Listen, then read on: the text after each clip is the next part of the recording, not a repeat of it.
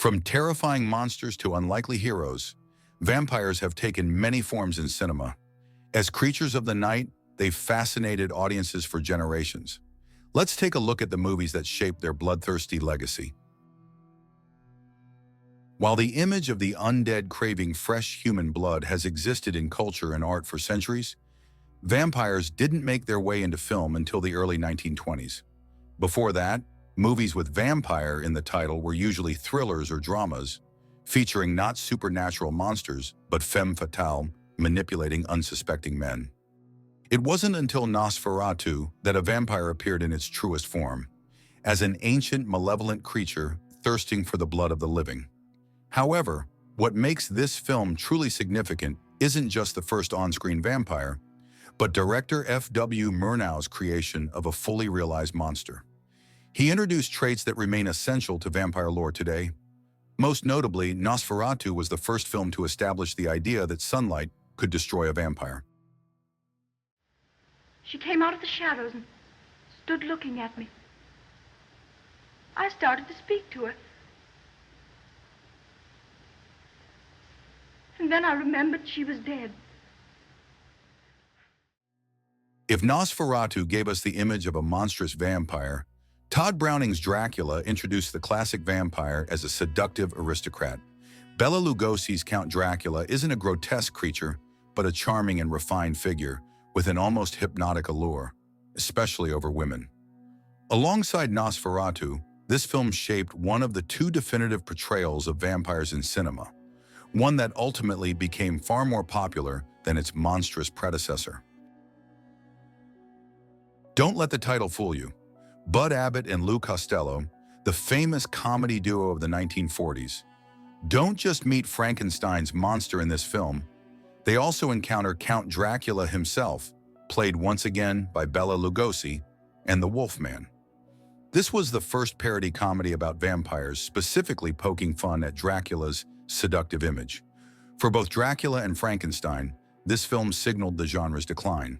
By 1948, classic horror had lost much of its audience and was surviving mainly through crossovers and an increasing dose of comedy. By the early 1960s, European horror was experiencing a vampire renaissance. Hammer's Dracula had already been released, reigniting interest in the legendary bloodsucker. But while the British film stuck to the traditional, time-tested image of the Count, the French took a different approach, creating something entirely new. For the first time, a female vampire took center stage. Even more boldly, the film explored an unmistakably romantic relationship between two women, intertwined with jealousy and a series of murders. However, the story itself wasn't entirely original. Despite its groundbreaking themes, Blood and Roses was a loose adaptation of the 19th century Gothic novella Carmilla, which introduced the iconic female vampire Carmilla Karnstein. This was the first adaptation of Richard Matheson's novel I Am Legend, a film that played a key role in shaping both vampire cinema and zombie horror. For the first time, vampirism was stripped of its supernatural origins and reimagined as the result of a virus or genetic mutation, laying the foundation for the classic zombie apocalypse scenario. It was a groundbreaking example of how vampire mythology could be modernized without losing its impact. Gone were the abandoned castles, replaced by desolate cityscapes. Instead of Van Helsing with a wooden stake, we had a lonely and terrified Vincent Price.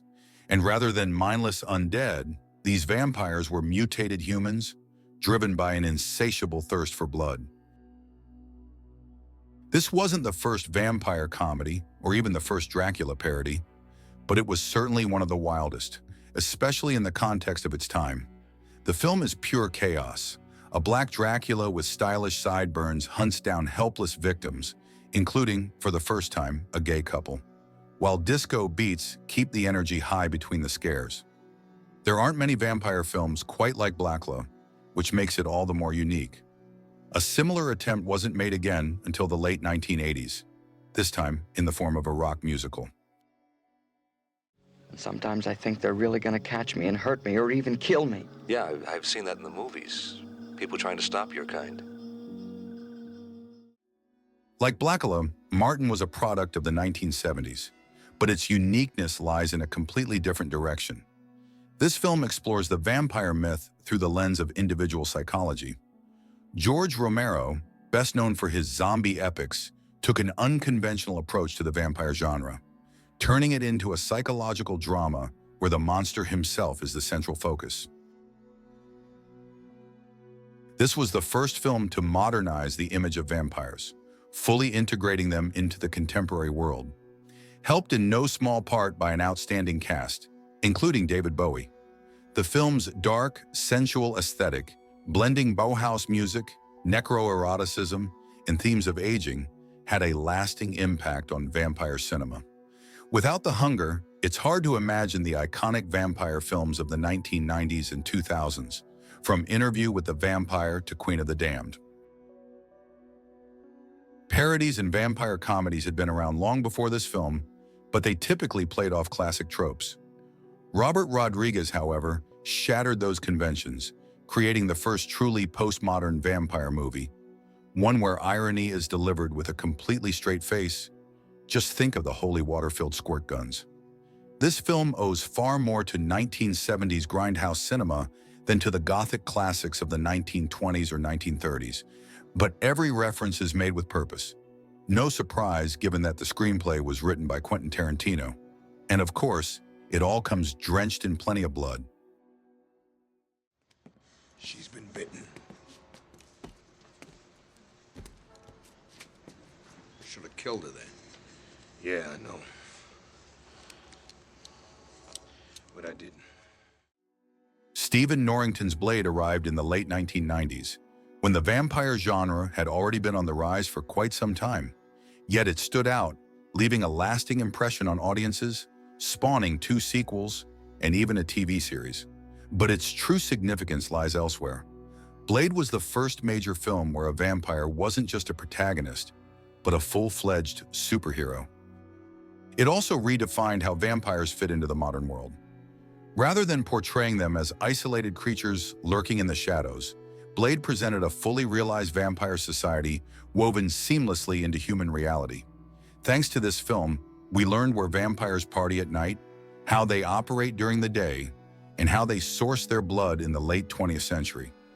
A world this fleshed out wouldn't be seen again until True Blood in the 2000s. In fact, the entire Underworld franchise, with Kate Beckinsale clad in black leather, feels like a natural extension of the ideas first laid out in Blade.